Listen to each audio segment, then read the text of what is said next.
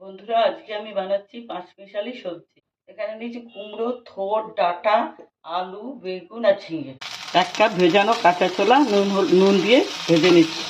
ফোড়নে দিচ্ছি 1 চামচ 5 ফোড়ন, 2টো শুকনো লঙ্কা, 1 ইঞ্চি আদা গ্রেট করা।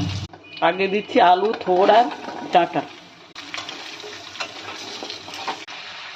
এবার দিচ্ছি কুমড়ো, ঝিঙে আর বেগুন। এবার পরিমাণ মতো নুন দিয়ে দিচ্ছি হলুদ। এবার ভাজা ছোলাটা দিয়ে দিচ্ছি। এবার দিচ্ছি 1 কাপ নারকেল কুড়া। এবার 6-7টা কাঁচা লঙ্কার চিড়া দিয়ে দিচ্ছি। কাঁচা ছোলা আর এই নারকেলের জন্য সবজিটার টেস্ট অনেক গুণ বেড়ে যাবে। জিরের গুঁড়ো, ধনের গুঁড়ো দিয়ে দিচ্ছি। 1 চামচ চিনি দিচ্ছি।